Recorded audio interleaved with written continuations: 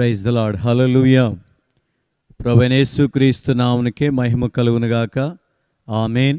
దేవుడు గతించిన 6 నెలలు క్షేమంగా కాపాడి మరొక నూతన నెలలో అనగా జూలై నెలలోనికి దేవుడు మనందరినీ ప్రవేశపెట్టిన విధానమును బట్టి దేవునికి కృతజ్ఞత వందనాలు స్తోత్రాలు చెల్లిస్తూ ఉన్నాం. అలాగే ఈ కార్యక్రమాన్ని వీక్షిస్తున్న ప్రియ సహోదరి సహోదరులైన మీ అందరికీ ప్రభువైన యేసుక్రీస్తు నామములో మా హృదయపూర్వక వందనాలు శుభాలు తెలియచేస్తూ ఉన్నాం. దేవుడు అందరినీ దీవించి ఆశీర్వదించునుగాక. ఆమేన్. ఈ జూలై నెలలో అనగా 7వ నెలలో దేవుడు మనకిచ్చినటువంటి వాగ్దాన వాక్యాన్ని మనం ధ్యానం చేద్దాం. దేవుని పరిశుద్ధ గ్రంథంలో నుండి కీర్తనల గ్రంథం 1వ కీర్తన 3వ వచనాన్ని చదువుకుందాం. అతడు నీటి కాలువల యోరను నాటబడినదై ఆకు వాడక తన కాలమందు ఫలమిచ్చు చెట్టు వలె ఉండును. అతడు చేయనదంతయు సఫలమగును. ఆమేన్. ఈ జూలై నెలలో దేవుడు మనకిచ్చిన వాగ్దాన వాక్యం ఏంటంటే అతడు చేయనదంతయు సఫలమగును. నీవు నేను మనం చేసే ప్రతి పనిని మన దేవుడు ఈ నెలలో సఫలం చేస్తానని ప్రభువు మనకు వాగ్దానం చేస్తున్నాడు. దేవుడిచ్చినటువంటి ఈ వాగ్దాన వాక్యాన్ని మన జీవితాల్లో, మన కుటుంబాల్లో, మన సంఘాలలో ప్రభు నెరవేర్చునుగాక. ఆమేన్. మన యొక్క ప్రతి పనిని దేవుడే సఫలపరచునుగాక. ఆమేన్. ప్రభునందు ప్రియాదినులారా, మనం చదువుకునేటువంటి వాక్యం కీర్తనల గ్రంథంలో మనం చదువుకున్నాం. బైబిల్లో ఉన్నటువంటి 66 పుస్తకాల్లో మరి కీర్తనల గ్రంథం ఎక్కువ అధ్యాయాలు లేక ఎక్కువ కీర్తనలు ఉన్నాయి గనక ఇది అతిపెద్ద పుస్తకం అని చెప్పి మనం గుర్తించవచ్చు.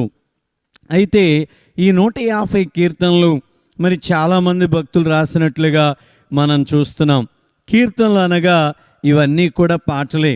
ఆనాడు ఇశ్రాయేలు ప్రజలు వారి జీవితాల్లో ఆయా సందర్భాల్లో వారు పాడుకునేటువంటి పాటలని మనం చూస్తూ ఉన్నాం.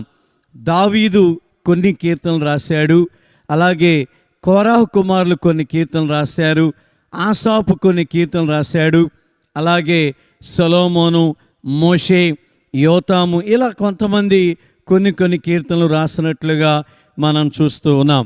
అయితే ప్రియాదినులారా, మనం చదువుకున్నటువంటి ఈ 1వ కీర్తన భాగాన్ని మనం చూసినట్లయితే ప్రారంభ వచనం నుండి మనం గమనిస్తే దుష్టుల ఆలోచన చొప్పున నడువక, పాపుల మార్గమున నిలువక, అపహాసకులు కూర్చుండి చోటను కూర్చుండక, యెహోవా ధర్మశాస్త్రమునందు ఆనందించుచు దివారాత్రము దాన్ని ధ్యానించువాడు ధన్యుడు. అతడు నీటి కాలువల యోర నాటబడినదై ఆకువాడక తన కాలమందు ఫలమిచ్చు చెట్టు వలె ఉండును. అతడు చేయనదంతయు సఫలమగును. ఈరోజు ప్రియాదేవులారా, ఎవరు చేసేది సఫలమవుతుంది అనేటువంటి ప్రశ్న ఈ వాక్యంలోంచి మనం తీసుకోవచ్చు. దేవుని యొక్క వాక్యాన్ని బట్టి మనం ఆలోచన చేస్తే ఎవరి పనులను దేవుడు సఫలం చేస్తాడంటే ప్రారంభం వచ్చి నుండి వ్రాస్తూ ఉన్నాడు. ఎవరైతే దుష్టుల ఆలోచన చొప్పున నడవకుండా, పాపుల మార్గంలో నిలవకుండా, అపహాసకులు కూర్చుండి చోట కూర్చుండకుండా, దేవుని యొక్క వాక్యాన్ని లేక దేవుడిచ్చినటువంటి ధర్మశాస్త్ర గ్రంథాన్ని ఎవరైతే దివారాత్రం ధ్యానం చేస్తారో వారు చేసే పనులను దేవుడు సఫలం చేస్తానని వాగ్దానం చేస్తున్నాడు. ఈ వాక్యాన్ని బట్టి దైవ సేవకులైన విశ్వాసులైన ప్రతి ఒక్కరు కూడా దేవుని యొక్క వాక్యాన్ని మనం ధ్యానం చేయాలి. దేవుని యొక్క వాక్యాన్ని మనం చదవాలి. దేవుని యొక్క వాక్యాన్ని మనం వినాలి, గ్రహించాలి. ఆ యొక్క వాక్యాన్ని బట్టి మనం ఎప్పుడైతే జీవిస్తామో దేవుడు మనల్ని ధన్యులుగా చేస్తాడు. అంతేకాదు, మనం చేసే పనులన్నీ దేవుడు సఫలం చేస్తాడు. అంతేకాదు, ఇక వాక్యంలో చెప్తున్నాడు కదా, ఎవరైతే వాక్యాన్ని ధ్యానం చేస్తారో వారు నీటి కాలువల యోరన నాటబడినటువంటి ఒక చెట్టు. ఎప్పుడైతే మరి అది ఆకు వాడకుండా ఎల్లప్పుడూ కూడా నిత్యము పచ్చగా ఉంటుందో, దేవుని యొక్క బిడ్డలు కూడా దేవుని యొక్క వాక్యాన్ని దివారాత్రం ధ్యానం చేస్తే వారు కూడా ఆకు వాడని ఫలమిచ్చే చెట్టులాగా ఉంటారని దేవుడి యొక్క వాక్యంలో తెలియచేస్తూ ఉన్నారు. కనుక నీవు నేను మనం నిత్యము కూడా దేవుడు మనకిచ్చిన సమయంలో, దేవుడు మనకిచ్చినటువంటి అవకాశాన్ని బట్టి, సమయాన్ని బట్టి ప్రతిరోజు తప్పనిసరిగా మనం దేవుని యొక్క వాక్యాన్ని చదువుట ద్వారా, దేవుని వాక్యాన్ని వినుట ద్వారా, దేవుని వాక్యం ధ్యానం చేయటం ద్వారా మనము కూడా నిత్యము ఫలిస్తాము. అంతేకాదు మనం చేసే పనులను దేవుడు సఫలం చేస్తాడు. ఈరోజు దేవుని వాక్యంలో మనం చూద్దాం, దేవుడు ఎవరి పనులను సఫలం చేశాడు. దేవుడు మన యొక్క పనులను సఫలం చేయాలంటే మనం ఏం చేయాలో దేవుని వాక్యంలోని కొన్ని విషయాలు మనం చూద్దాం. ఇక్కడ మనం మొదటి మాట గమనిస్తూ ఉన్నాం. మొదటి మాట ఏంటంటే, ఎవరైతే దేవుని వాక్యాన్ని ధ్యానం చేస్తారో వారి యొక్క పనులను దేవుడు సఫలం చేస్తాడు. చదువులో కావచ్చు, ఉద్యోగంలో కావచ్చు, వ్యాపారంలో కావచ్చు, పంటల్లో కావచ్చు, అలాగే సేవా విషయంలో, సంఘాల్లో, ఇలా ప్రతి విషయంలో కూడా దేవుడు మనందరి జీవితాల్లో మనం చేసేటువంటి ప్రతి పనిలో కూడా దేవుడు సఫలం చేయాలంటే మనం దేవుని వాక్యాన్ని ధ్యానం చేయాలి. బైబిల్లో మనం చూస్తే వాక్యము అంటే ఎవరు? ఎందుకు వాక్యాన్ని ధ్యానించాలంటే వాక్యము యేసు ప్రభువే. కనుక ఈ వాక్యము దేవుని మాటలే.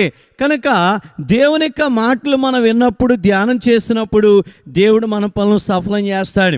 బైబిల్ గ్రంథంలో ఆదికాండ 24వ అధ్యాయం 63వ వచనంలో, సాయంకాలమున ఇస్సాకు పొలములో ధ్యానించుచుండెనని దేవుని వాక్యంలో మనం చూస్తున్నాం. ఆనాడు దేవుని మందిరాలు కట్టబడలేదు కనుక ఆదిలో ఆనాటి భక్తులు ఏం చేశారంటే, వారు వెళ్ళిన ప్రతి స్థలంలో, అది పొలము కావచ్చు, ఇది ఏ స్థలమైనా కూడా, వారు వెళ్ళిన చోట, వారు ఉన్న చోట బలిపీఠాలు కట్టి ప్రార్థన చేసుకున్నారని వాక్యంలో చూస్తాం. అబ్రహాము కానీ, ఇస్సాకు కానీ, యాకోబు, వీళ్ళంతా కూడా అలాగే వాళ్ళు ఉన్నటువంటి చోట, వాళ్ళు వెళ్ళినటువంటి చోట బలిపీఠాలు కట్టి ప్రార్థన చేశారు. కారణం ఏంటంటే అప్పటికి ఇంకా మందిరాలు కట్టబడలేదు.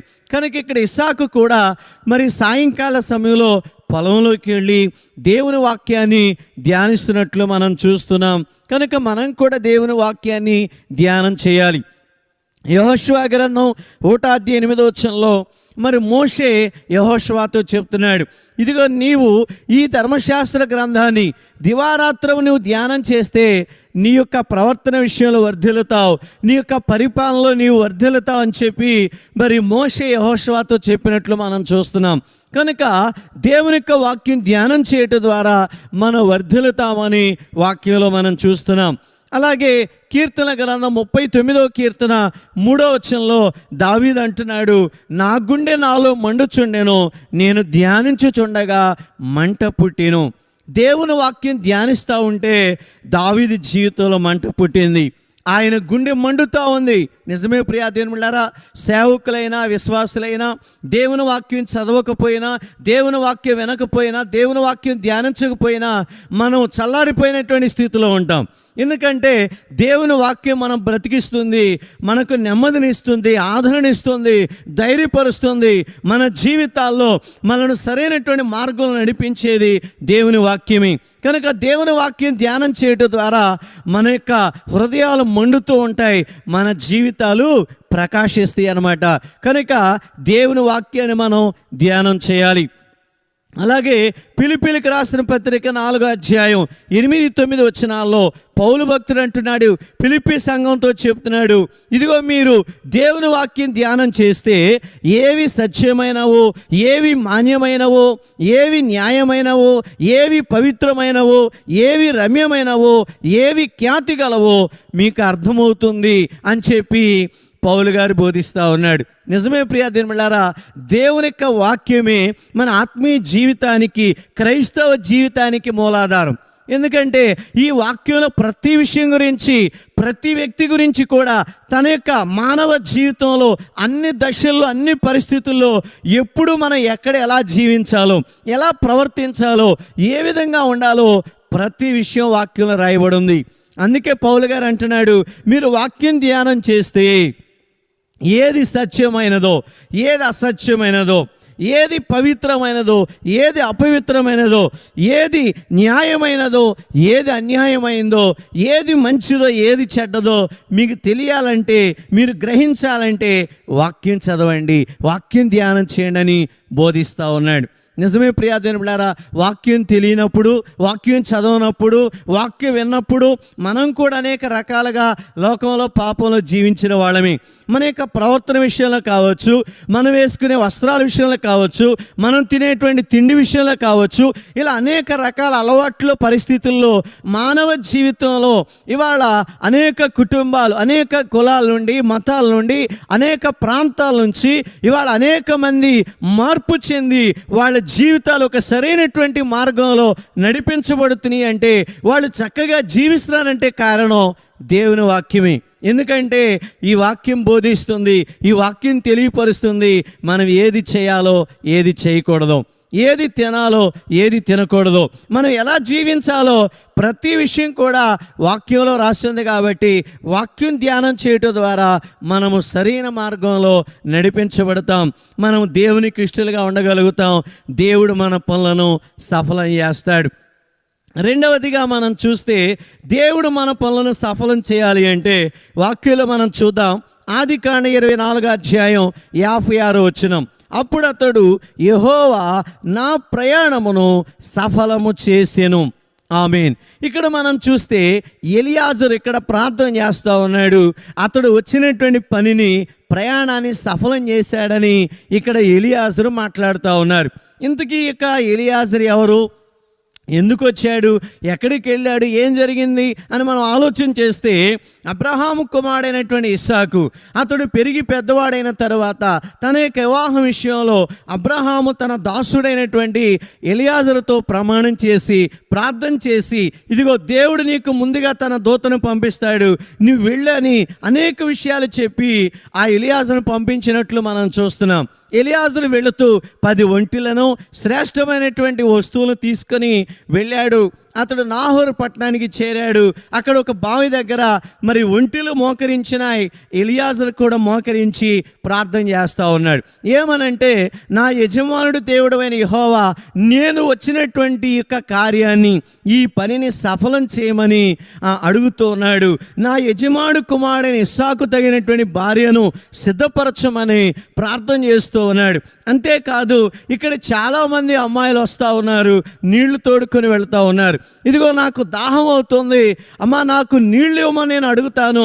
ఏ అమ్మాయి అయితే నాకు దాహం తీరుస్తుందో, నేను అడగకపోయినా ఒంటిలకు కూడా నీళ్లు తోడిపోస్తుందో, ఆ అమ్మాయి నా యజమాని కుమారుడికి సిద్ధపరిచిన భార్య అని చెప్పి అతడు ఆలోచిస్తూ ప్రార్థన చేస్తూ ఈ విషయాలు అతడు మరి దేవునికి తెలియపరుస్తూ ఉండగా, ఈ లోపున ఒక అమ్మాయి వచ్చింది. ఆ అమ్మాయి ఎవరంటే రిబ్కా. కడవ భుజం మీద పెట్టుకొని నీళ్లు చేదుకోవడానికి వచ్చింది. అయితే ఆ అమ్మాయి ఎలాంటిదో వాక్యంలో రాస్తున్నాడు.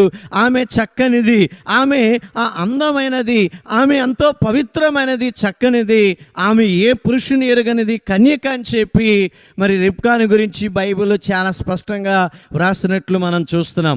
ఆమె యొక్క పవిత్రతను బట్టి, దేవునికి ఇష్టంగా ఆమె జీవించిన జీవితాన్ని బట్టి నిజంగా అక్కడ మనం చూస్తే ఎలియాజరు అడుగుతున్నాడు, అమ్మా నాకు దాహం అవుతుంది, నీళ్ళు ఇవ్వమంటే వెంటనే ఆమె ఆ ఎలియాజరుకి నీళ్లు పోసింది. ఆయన తాగిన తర్వాత అడగకముందే ఒంటెలకు కూడా తోడిపోస్తానని మరి ఆమె చక్కగా 10 ఒంటెలకు నీళ్లు తోడిపోసినట్లు మనం చూస్తున్నాం. దీన్ని బట్టి వాక్యంలో మనం చూస్తాం, రిబ్కా అందమైనది, పవిత్రమైనదే కాదు, ఆమె ఎంతో కష్టపడేది, త్యాగం చేసేదని చెప్పి ఆమె యొక్క జీవితం, ఆమె లక్షణాలు మనం ఇక్కడ గుర్తించవచ్చు. ఏదేమైనప్పటికీ కూడా తన యజమాని కుమారునికి తగిన భార్య ఈమెనని చెప్పి ఎలియాజరు గుర్తించాడు. వెంటనే ప్రియా తిరుమలారా, మరి వాళ్ళ ఇంటికి వెళతాం, వాళ్ళ యొక్క తండ్రి గారితో, సహోదరుడితో మాట్లాడతాం, ఇది దేవుడు చేసిన కార్యం అని చెప్పి ఇరువురు కూడా ఆలోచన చేసి ప్రియా తిరుమలారా మరి రిబ్కాను ఎలియాజరు తీసుకుని వెళ్ళటం, ఇస్సాకు వివాహం చేయటం, ఇవన్నీ మనం చూస్తూ ఉన్నాం. అయితే ఈ వాక్యంలో ఎలియాజరు చేసిన ప్రార్థన దేవుడు ఆలకించాడు. ఒంటెలు మోకరించినాయి, ఎలియాజరు మోకరించాడు. వారు చేసిన ప్రార్థన, వారి ప్రయాణాన్ని దేవుడు సఫలం చేశాడు. కారణం ఏంటంటే ప్రార్థన. ఈరోజు ఈ మాటలు వింటున్న దేవుని బిడ్డలారా, దైవ జనాంగమా, వారి యొక్క ప్రయాణం సఫలమైంది, వారి యొక్క పని సఫలమైందంటే కారణం వారు చేసిన ప్రార్థన. ఈరోజు మన జీవితాల్లో కూడా అనేక సమస్యలు, అనేక బలహీనతలు, అనేక అప్పులు, అనేక పోరాటాలు, అనేకమైనటువంటి నష్టాలు, ఇలా ఎన్నో ఇబ్బందులు, సమస్యలు మనం జీవిస్తున్నాం. అయితే మనం కూడా దేవుని సందులో ప్రార్థన చేస్తే దేవుడు మన ప్రార్థన ఆలకించి మన పనులు కూడా సఫలం చేస్తాడు. మనకున్న ప్రతి ఇబ్బంది నుండి, సమస్యల నుంచి ప్రభు మనకు విడుదలిస్తారు.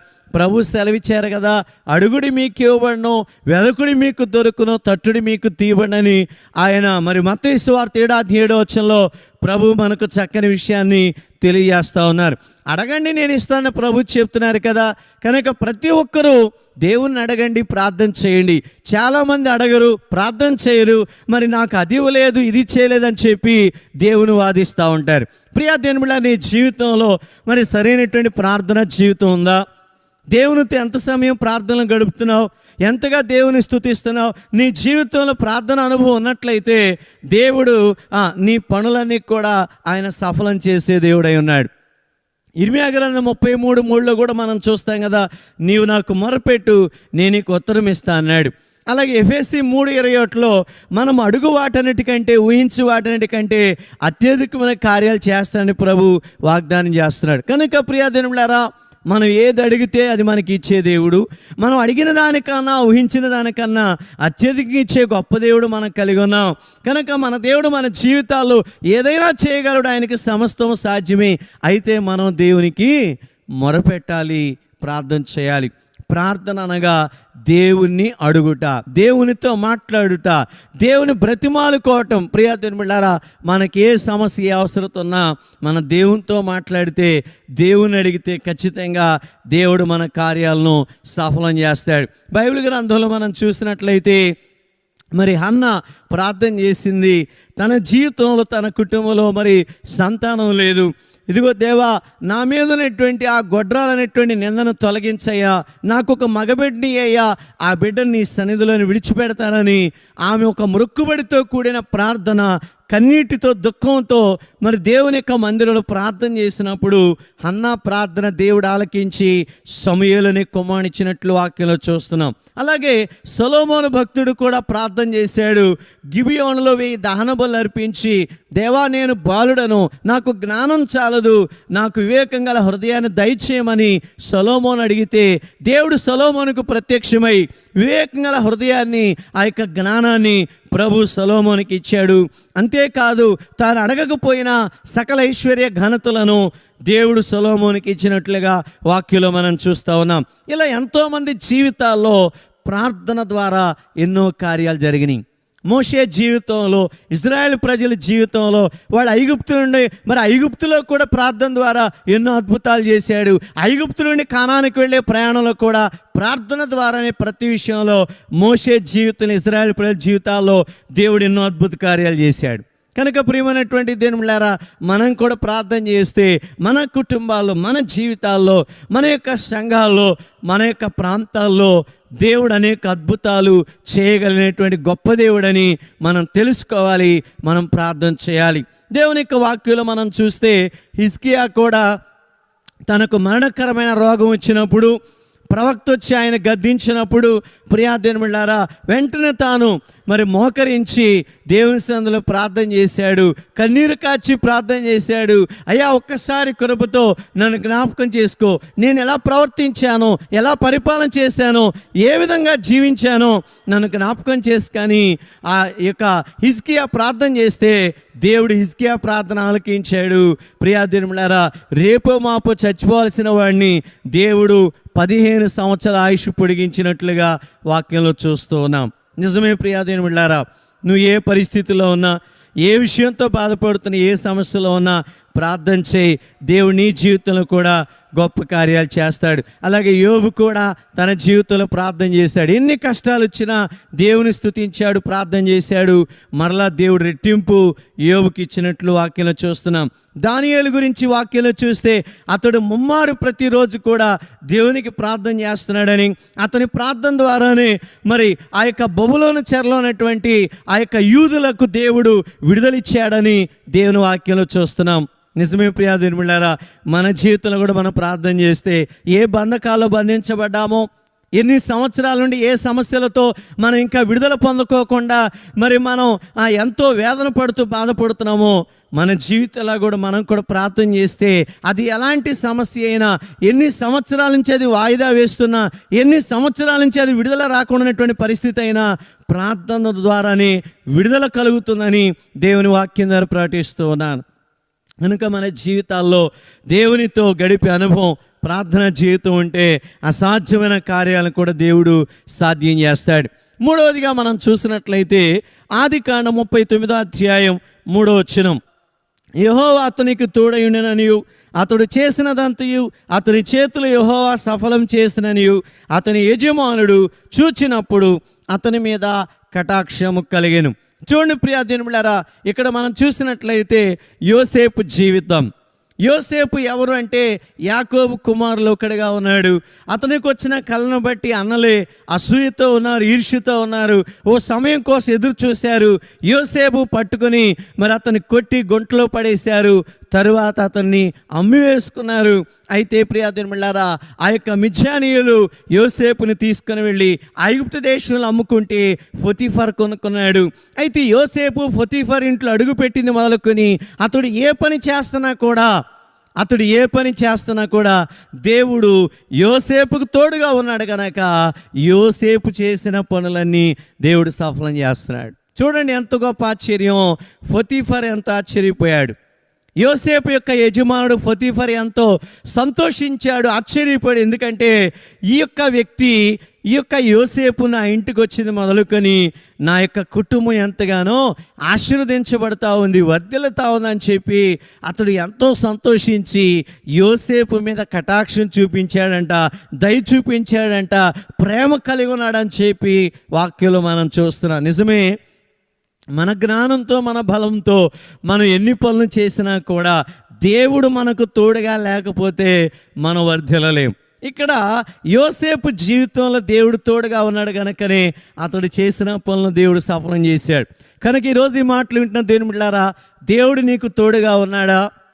దేవుని తోడు నీకు లేకపోతే నువ్వు ఎక్కడికి వెళ్ళినా ఏ పని చేసినా నీ వల్ల కాదు, నువ్వేమీ చేయలేవు. కనుక దేవుడు మనకు తోడుగా ఉంటే చాలు, ప్రతి పని కూడా సఫలమవుతుంది.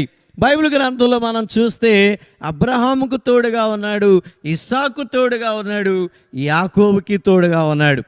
ఎంతోమంది భక్తులకు దేవుడు తోడుగా ఉండి వారి ప్రయాణాల్లో, వారి పనుల్లో తోడుగా. యాకోబుతో మాట్లాడుతున్నాడు, ఇదిగో నీవు నలుదిక్కులా వ్యాపిస్తావు, అంతేకాదు నీ సంతానాన్ని నేను విస్తరింపజేస్తానని చెప్పి నువ్వు వెళ్ళుట ప్రతి స్థలంలో కూడా నేను తోడుగా ఉంటానని దేవుడు యాకోబుతో మాట్లాడినట్లుగా మనం చూస్తూ ఉన్నాం.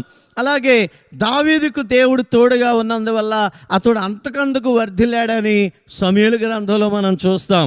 నిజమే ప్రియా దేవులారా, దావీదు జీవితంలో గొర్రెలు కాస్తున్నప్పుడు మరి ఎలుగుబంటి వచ్చినా, సింహం వచ్చినా జయించడానికి దేవుడు దావీదు తోడుగా ఉన్నాడు కనుక వాటిని జయించగలిగాడు. అలాగే గొల్లియాతు విషయంలో కూడా గొల్లియాతుని జయించడానికి కారణం దావీదుకి దేవుడు తోడుగా ఉన్నాడు కనుక అతడు జయించాడు. అంతేకాదు శత్రువుల చేతులోంచి విడిపించాడు, రాజ్యాలు జయించాడు. అంతేకాదు అతడు మహారాజుగా గొప్ప చక్రవర్తి అయ్యాడంటే కారణం దేవుడు దావీదుకి తోడుగా ఉన్నాడు. బైబిల్ గ్రంథంలో ఇలా ఎంతోమంది భక్తుల జీవితాల్లో దేవుడు తోడుగా ఉన్నాడు కనుకనే వాళ్ళు గొప్పవాళ్ళు అయ్యారు, వారి పనులన్నీ కూడా సఫలమైనాయి. ఈరోజు మన జీవితాల్లో కూడా మనం కూడా దేవుని అడుగుదాం, ప్రార్థన చేద్దాం. ప్రభువా, నా వల్ల ఏది కాదు, నీవు నాకు తోడుండాలి, నాకు ముందు నీవు ఉండాలి. ఇశ్రాయేలు ప్రజల జీవితాల్లో కూడా పగలు మేఘస్తంభమై, రాత్రి అగ్నిస్తంభమై దేవుడు వారికి ముందుగా ఉండి వారిని నడిపించాడని వాక్యంలో మనం చూస్తున్నాం. కనుక మన జీవితంలో కూడా మన ప్రయాణాల్లోనైనా పనుల్లోనైనా దేవుడు మనకు తోడుగా ఉంటే చాలు, మన యొక్క పనులు సఫలమవుతాయి. మోషే కూడా ఇశ్రాయేలు నడిపిస్తున్నప్పుడు ప్రార్థన చేస్తాడు కదయ్యా, నీవు మాతో రాకపోతే ఇదిగో మేము ఇక్కడి నుంచి వెళ్ళలేము అంటాడు. అందుకే దేవుడు అంటాడు, నా సన్నిధి నీకు తోడుగా వచ్చును, అది నీకు విశ్రాంతిని ఇస్తుందని చెప్పి దేవుడు మాట్లాడాడు. నిజమే, దేవుడు మనకు తోడుగా ఉంటే, ఆయన సన్నిధి మనకు తోడుగా ఉంటే మనకు విశ్రాంతిని ఇస్తాడు, సంతోషం ఇస్తాడు, నెమ్మది ఇస్తాడు, మన పనులను సఫలం చేస్తాడు. చివరిగా మనం చూస్తే యెషయా గ్రంథం 26వ అధ్యాయం 12వ వచనాన్ని చదువుకుందాం. యెహోవా, నీవు మాకు సమాధానం స్థిరపరచుదువు, నిజముగా నీవు మా పక్షమున ఉండి మా పనులన్నిటినీ సఫలపరచుదువు. ఆమేన్. ప్రియమైనటువంటి దేవుని బిడ్డలారా, యెషయా ప్రవక్త ద్వారా దేవుడు ఈ మాటలు రాస్తున్నాడు. ఇదిగో ఏమంటున్నాడు, నీవు మా పక్షమున ఉండి మా పనులన్నిటినీ సఫలపరచుదువు. దేవుడు మన పక్షమున ఉంటే మన పనులు సఫలమవుతాయి. అలాగే 2వ దినవృత్తాంతుల గ్రంథం 15వ అధ్యాయం 2వ వచనం మనం చూస్తే, ఇదిగో మీరు దేవుని పక్షమున ఉంటే దేవుడు మీ పక్షమున ఉంటాడని అక్కడ మరి అజర్యా అనేటువంటి వ్యక్తి దేవుని యొక్క ఆత్మతో నింపబడి వారితో మాట్లాడుతున్నాడు. ఆసా వార్లారా, యూదా వార్లారా, బెన్యామీని వార్లారా, ఇదిగో మీరు దేవుని పక్షాన ఉండండి, దేవుడు మీ పక్షాన ఉంటాడు. నిజమే ప్రియా దేవుని బిడ్డలారా, మనం ఎవరి పక్షాన ఉన్నాం? దేవుని పక్షాన ఉన్నామా? సాతాను పక్షాన ఉన్నామా? లేక లోకం పక్షాన ఉన్నామా? ఎక్కడున్నాం? మనం ఎలా జీవిస్తూ ఉన్నాం? మనం దేవుని పక్షాన ఉండాలి. లోకాన్ని, లోక సంబంధమైన వాటిని, సాతాను సంబంధమైన వాటిని విడిచిపెట్టి మనం దేవుని పక్షమున నిలబడితే దేవుడు మన పక్షమున ఉండి మన పనులు సఫలం చేస్తాడు. బైబిల్ గ్రంథంలో మనం చూస్తే ఏలియా ఒక్కడే రోషము కలిగి దేవుని కొరకు నిలబడ్డాడు. ఆనాడు ఆహాబు రాజుగా ఉన్నటువంటి దినాల్లో, అతని భార్య అయినటువంటి యెజబేలు రాణిగా ఉన్నటువంటి దినాల్లో ఆ యొక్క యెజబేలు భయంకరంగా ప్రవర్తిస్తూ చాలామంది ప్రవక్తలను చంపించారు. దేవుని బిడ్డలు ఎన్నో బాధలు, హింసలు పెట్టినట్లుగా వాక్యంలో మనం చూస్తున్నాం. అంతేకాదు ఏలియా ప్రియమైనటువంటి దేవుని బిడ్డలారా, మరి వాళ్ళు ఎంతగానో బయలు ప్రవక్తలను, అషేరాదేవ ప్రవక్తలను ఆరాధించు పూజిస్తున్నటువంటి సమయంలో మరి ఏలియా ఆ యొక్క ప్రజలందరినీ కూడా కర్మేలు పర్వతం మీద పిలిచి, ఇదిగో మీ దేవుడు గొప్పోడు, మా దేవుడు గొప్పోడు అని చెప్పి అక్కడ ఒక పరీక్ష అక్కడ వాళ్ళు పెట్టుకున్నట్లుగా మనం చూస్తూ ఉన్నాం. ఆ పరీక్షలో ప్రియా దేవుని బిడ్డలారా, ఆ బయలు ప్రవక్తలు వాళ్ళు ఎంతగా కేకలు పెట్టి అరిచినా కూడా వారి యొక్క దేవత దేవుడు దిగిరాలేదు, ఆ కట్టిన మాంసాలని దహించలేదు. కానీ ఏలియా ఒక్కడే దేవుని పక్షాన్ని నిలబడి మోకరించి ప్రార్థన చేస్తూ ఉన్నాడు. ఇదిగో ఈ ప్రజలందరూ చూస్తూ ఉండగా, ప్రభువా నీవే ఆకాశాన్ని అగ్నిని పంపించి ఈ కట్టెల మాంసాన్ని దహించమని చెప్పి ఏలియా ప్రార్థన చేస్తూ ఉండగా, అందరూ చూస్తూ ఉండగా దేవుడు ఆకాశం నుండి అగ్ని పంపించాడు, ఆ కట్టెల మాంసాన్ని దహించేసినట్లుగా వాక్యంలో చూస్తున్నాం. ఏలియా ఒక్కడు దేవుని పక్షాన్ని నిలబడితే ఎంతమందిని దేవుడు తన వైపు త్రిప్పాడు. నిజమే, దేవుని సేవకులుగా ఉన్న మనము, అలాగే వాక్యం వింటున్న విశ్వాసులు, మీరు కూడా మీ జీవితాల్లో, మీ కుటుంబాల్లో, మీరున్నటువంటి స్థలాల్లో మీరు దేవుని వైపు నిలబడండి, దేవుని పక్షాన ఉండండి. ఎన్ని కష్టాలు వచ్చినా, శ్రమలు వచ్చినా, ఇబ్బందులు వచ్చినా, ఎన్ని పరిస్థితులు ఎదురైనా, ఎన్ని రకాలుగా అవమానపరిచినా, దూషించినా కూడా మీరు దేవుని విడిచిపెట్టకుండా దేవుని పక్షాన్ని మీరు నిలబడితే చాలు, దేవుడు మీ పక్షాన్ని కార్యాలు చేయటం ప్రారంభిస్తాడు. నిజమే, మనం దేవుని పక్షాన్ని నిలబడదాం. దేవుడు మన పక్షాన నుండి మన జీవితాల్లో, మన యొక్క కుటుంబాల్లో, మన సంఘాల్లో ప్రభు గొప్ప కార్యాలు చేస్తాడు.